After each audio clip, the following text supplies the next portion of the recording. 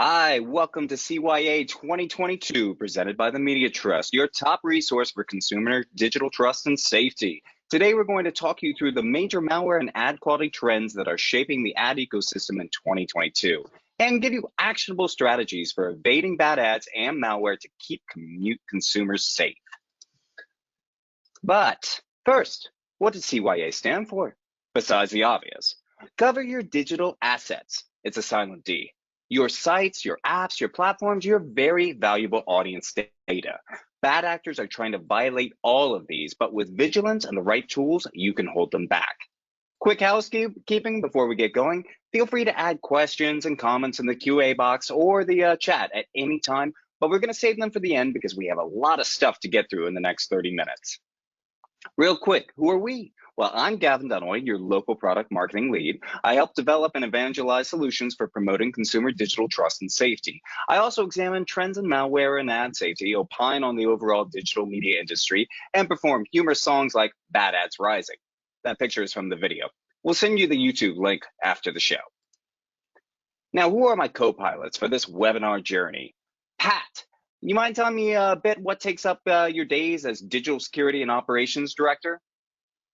Yeah, sure. So, hi, everybody. My name is Pat Ciavalella. I've been working to clean up the digital ecosystem for the past 10 years with the Media Trust.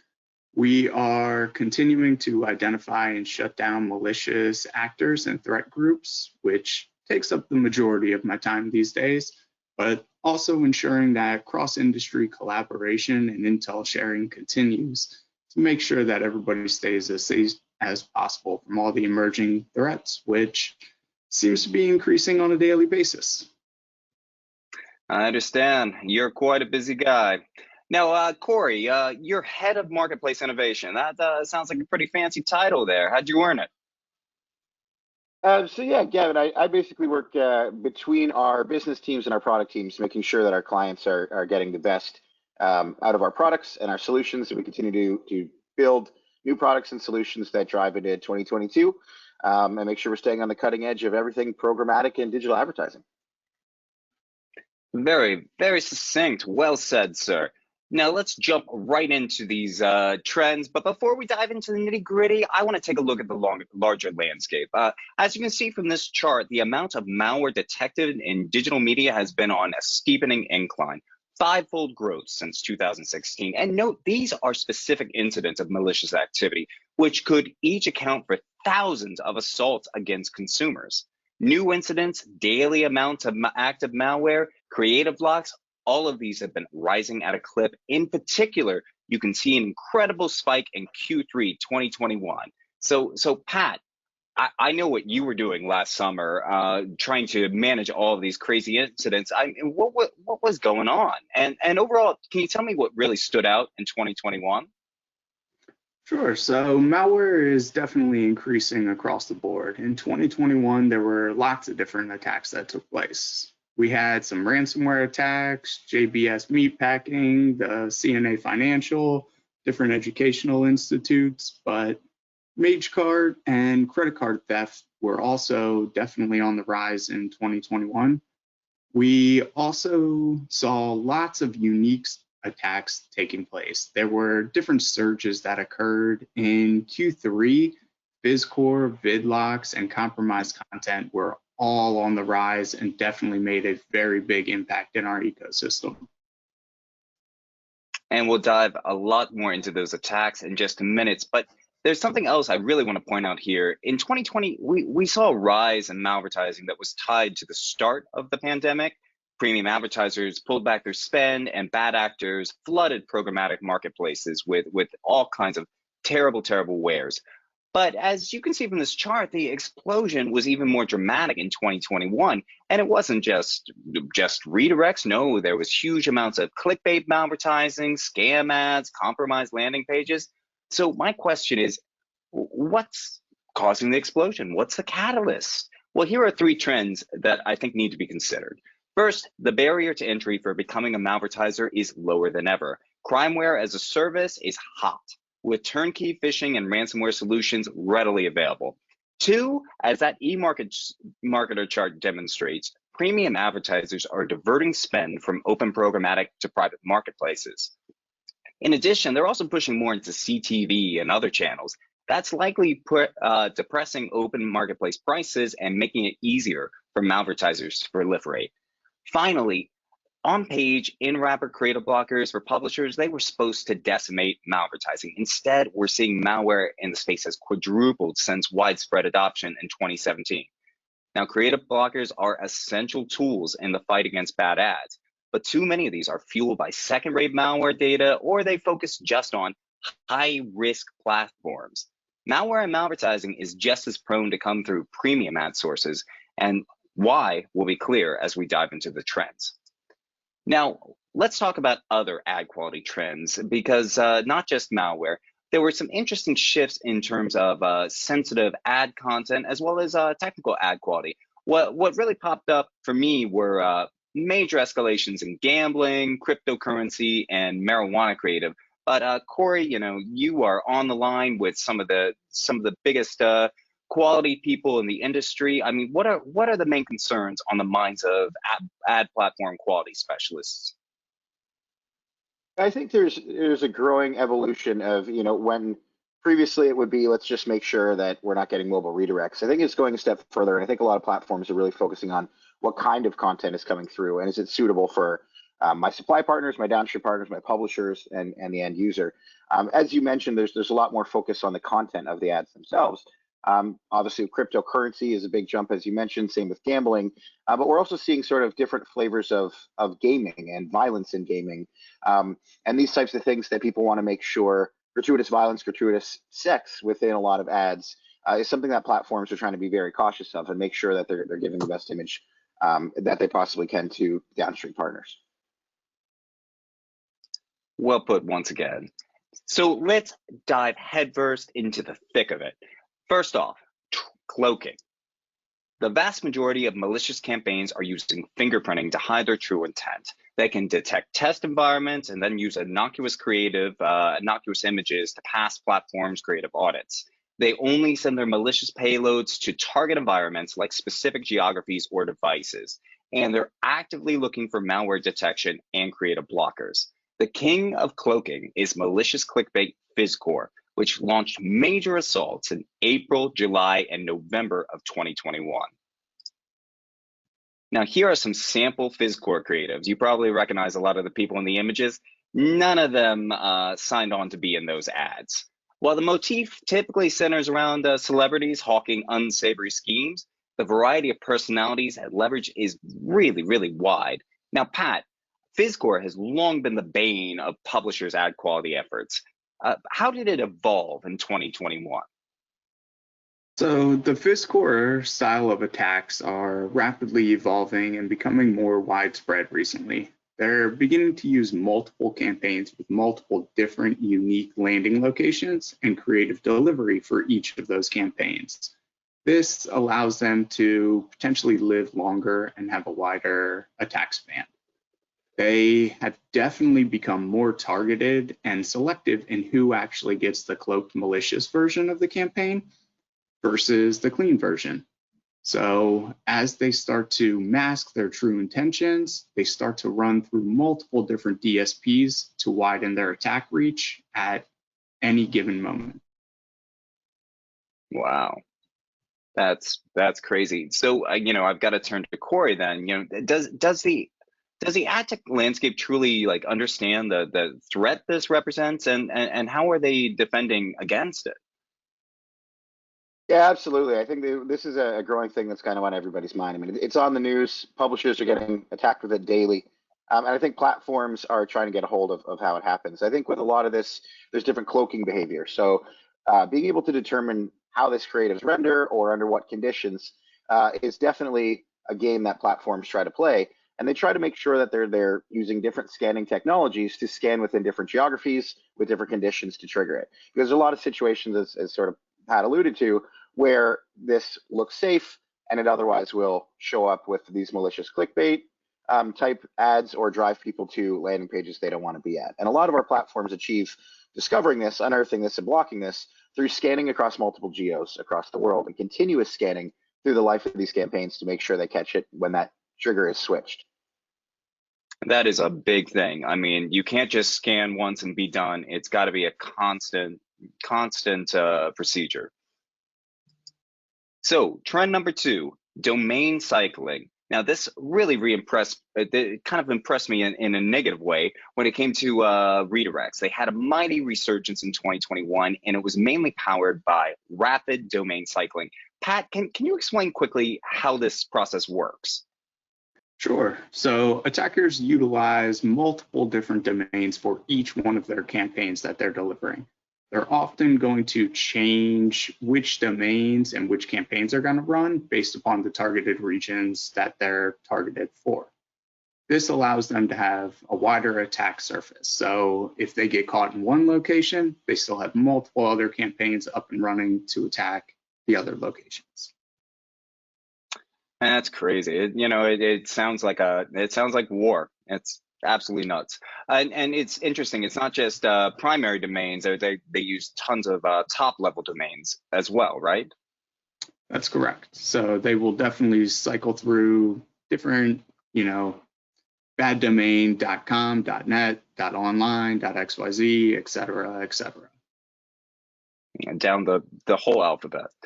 So what's key to speedily identifying and shutting these campaigns down?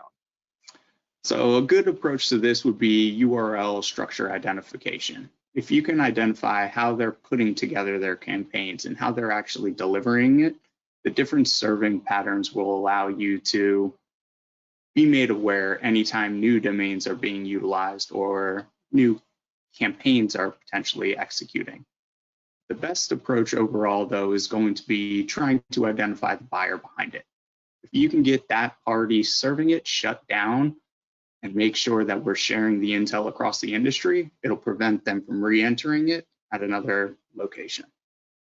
And that's what these guys love to do, is just hop and find any platform that will have them. Sharing is absolutely key to, protecting the entire ecosystem. So moving on, our third trend is scams, and this was a giant increase this year, 63% growth throughout 2021, and accounted for a third of all the malware we saw this year. The problem has gotten so bad that the UK government is exploring expanding liability for scams to publishers and possibly their ad tech partners. The variety of scams out there is astonishing, from shady lead generation for home solar and mortgages to dietary supplements and skincare regimens with highly misleading promises to sketchy investment schemes and bogus retailers. Pat, identifying a scam, that requires some nuance. What's key in your process? So the key things are going to be looking into how the site is put together itself. What type of claims are they making? What are they actually offering on the site? And then having a dedicated team to actually run through and do an investigation around what's taking place. Is this a legitimate for the consumer? Is it actually something reputable that they would want to see? So having our team actually go through and verify this content is how we would go about identifying if something is worthy of running. That's a lot more work than just going in and examining code, isn't it? Yes. So is a scam malware, is at some point, do they make the leap?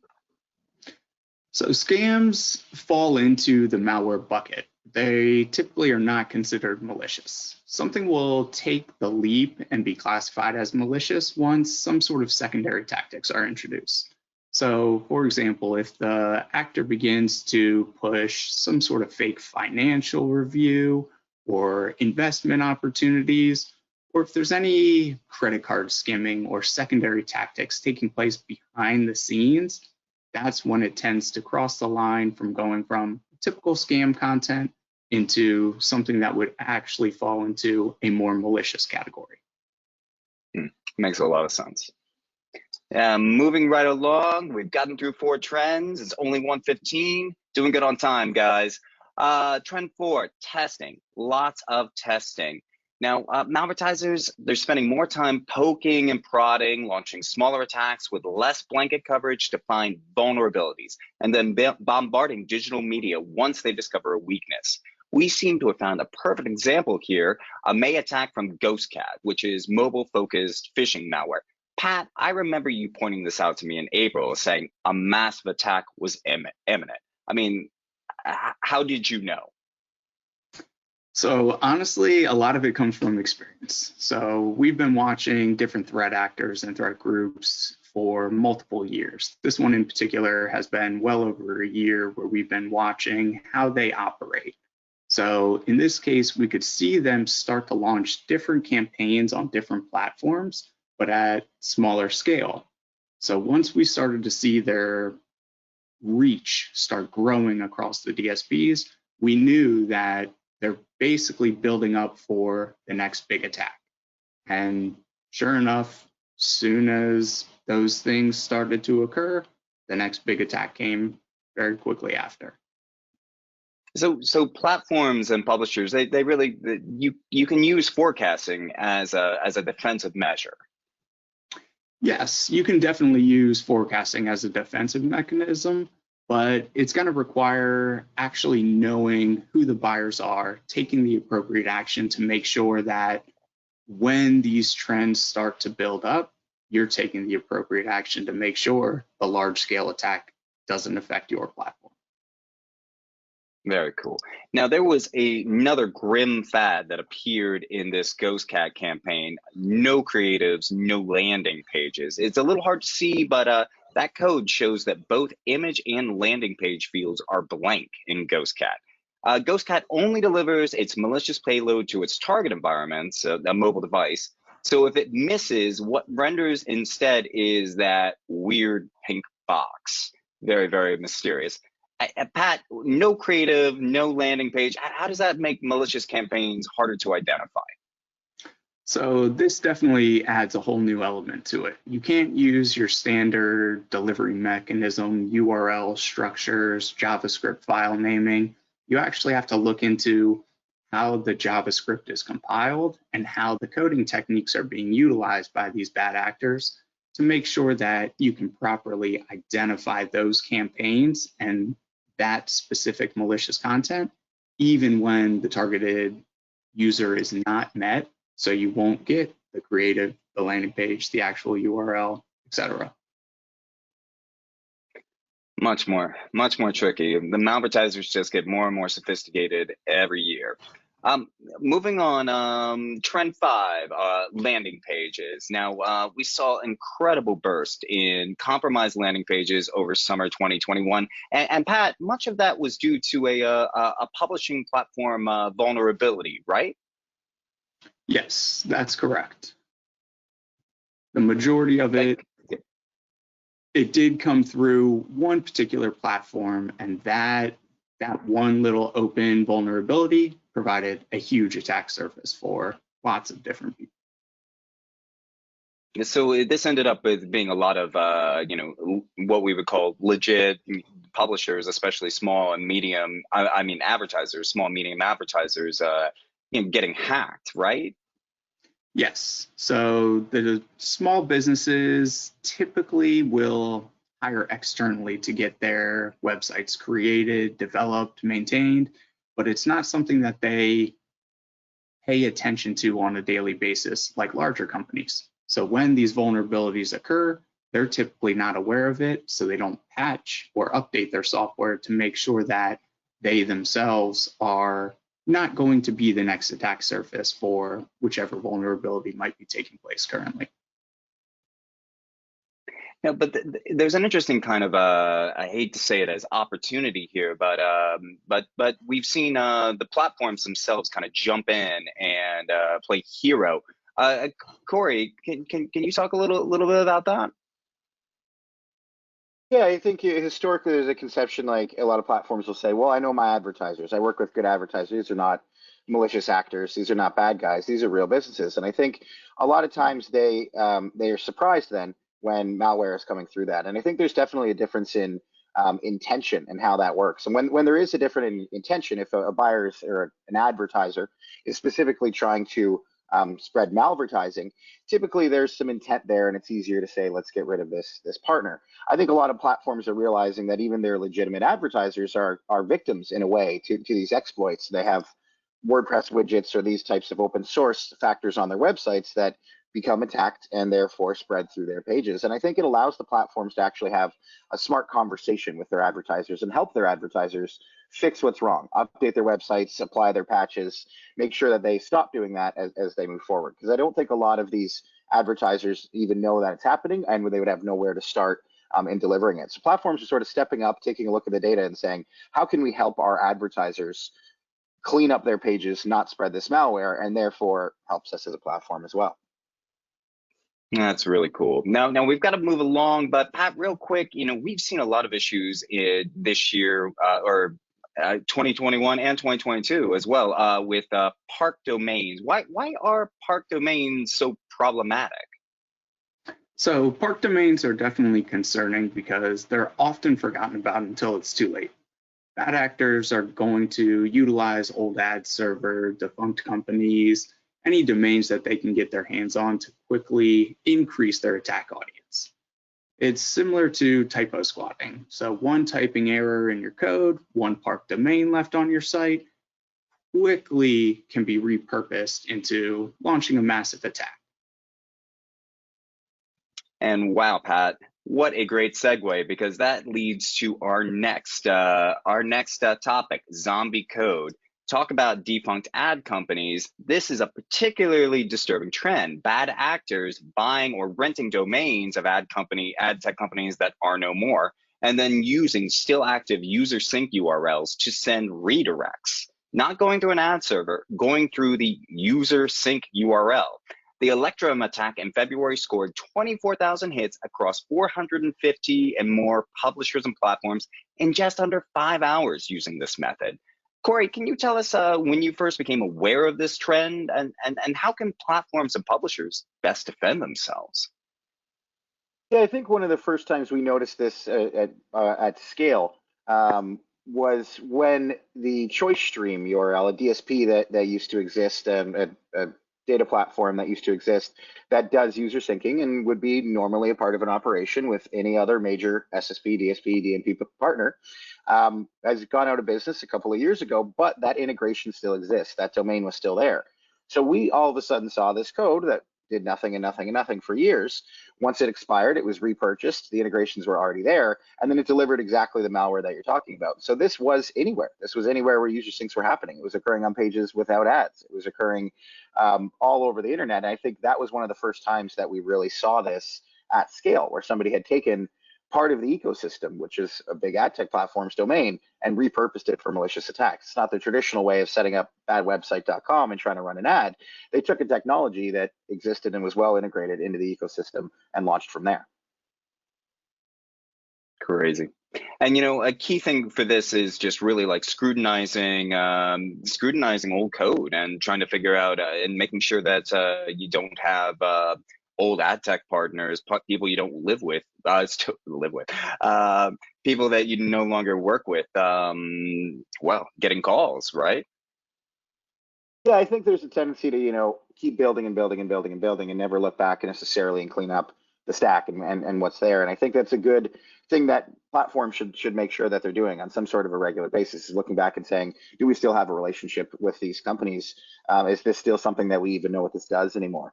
And making sure that you're auditing that code that you see on a frequent enough basis to tell when these things might occur, or at least stop them before they do. Plus, I think there'd be a good performance boost to get rid of old stuff that's useless anyways. That's a very good point. All right, one last trend. Let's bring it home. Sensitive creative. Now, we already mentioned the gambling and marijuana creatives increased significantly in 2021, but the creative categories most blocked by our media filter creative blocker were adult products and cryptocurrency. All the images you see up there were blocked on premium publishers, and those images are the tame ones. Most of the others would make this webinar not safe for work. Corey, what new sensitive categories did the Media Trust develop in 2021, and why? The media trust has continued to get more and more nuanced into what we're identifying in sensitive creative. We've expanded this out to video and audio creative as well. And I think as you do that, you start to draw the lines and say, okay, there's marijuana ads, but what about THC versus CBD? What's kind of that difference? When you look at something like a medical category, let's dig a little bit deeper. Is this clinical trials, cosmetic procedures? What types of procedures are these happening? And being able to kind of drill down and see further into each one of these higher categories and drill down and specifically know what you want to show where. Because it's not that all of this demand is necessarily bad. It's that there's certain places that it works. It's not never show an Adam and Eve ad. It's show it to the appropriate users on the appropriate publishers. So I think we've helped our partners continue to develop policies and the ability to kind of flag that nuance and understand within a creative all of the different areas of gray. Same with something like adult. I mean, I think there's different varying levels of provocative creative with intent, innuendo, and implication that we look for that frames what type of ads they want to run in their different environments. The 3 I's, that's right. And hey, precision is really key. Now, of course, in 2020, political ads were a lightning rod. We're in another election year. Is it going to be? You think it's going to be similar? I think so. I mean, I think political advertising is not going to stop. I think it's well suited for digital and programmatic. So I think you're going to continue to see that. And I think particularly in areas of the country where things are more contentious than others, I think you're going to see quite an increase on this. And the nature of political advertising is sometimes inflammatory. And it's important to be able to monitor that creative and decide kind of where the line is in terms of what you're going to serve downstream to users with such hot button topics.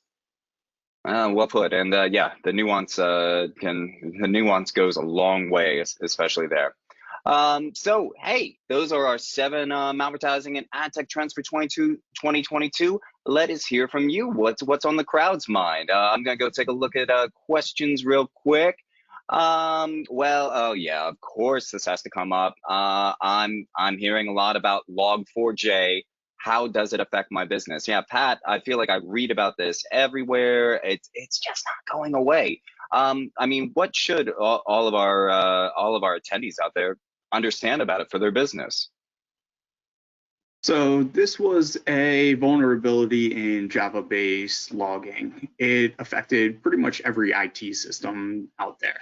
So this was one that was very critical to get fixed. The FTC is actually making sure that people are taking reasonable steps to mitigate the software vulnerabilities. So basically, they will go after people if they allow this breach to occur. So this is one everybody needs to be aware of and make sure that they take the appropriate action to get themselves cleaned up, but also make sure that they have information around their partners getting this cleaned up as well. Well put, well put. So, hey, everyone, feel free to throw questions in either the question box or just drop it right in the chat. Now, I've also got something here about what are you seeing in video and or CTV? Corey, I think that's kind of your specialty at the moment, right?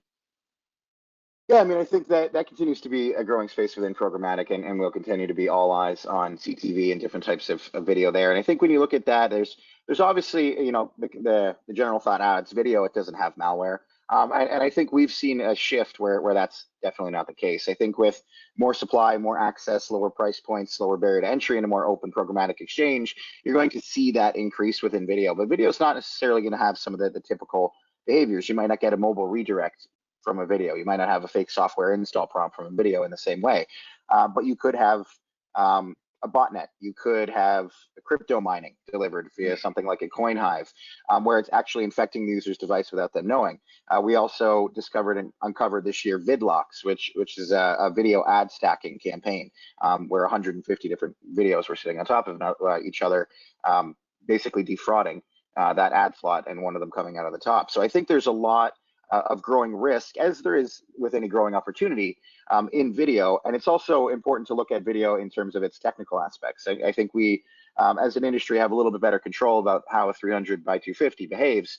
But when you look at video within CTV and it needs to be stitched into ad pods, there's issues around file size and audio channels and bit rates and duration and will this stitch in properly. So there's a lot of elements that come into quality that are very important to video and CTV that kind of go beyond the standard, well, this doesn't have any mobile redirects, it's a video. So I think it's really important to look at it holistically across all your ad quality strategies.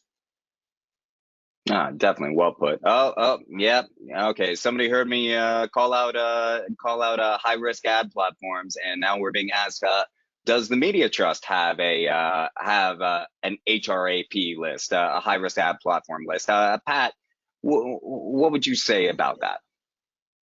I would say yes, we do have a high risk ad platform list, but we have to urge caution about using it because a risky platform doesn't always mean it's malicious code. You could be blocking revenue for legitimate campaigns where nothing malicious is taking place. So the best approach is going to be terminate the known malicious campaigns and serving entities to make sure that you're still allowing for optimal performance and revenue stream. I agree completely. You're with HRAP, you're leaving revenue on the table, and you're potentially missing out on malware coming through other channels. We are a little past 1:30, and we've exhausted the questions. I think we're going to wrap this up and let you people get back to your days. But let's just say what's next. Thank you for asking all those great questions. Thanks to Pat and Corey for adding such important context to these dire trends. Check your email next week for our new malware trends report, which goes into even more depth about many of the things we talked about today and more.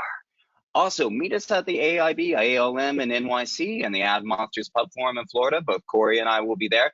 Pat, we keep him to the malware cave. He's just got too many bad ads to go sorting through. We'll also be releasing information on our ad quality summit later this year. It's going to be a lot of fun, maybe some fun activities as well. Finally, we're always happy to hear from you. Don't be a stranger. Reach out at info@themediatrust.com. And with that, one more thank you and have yourself a great day.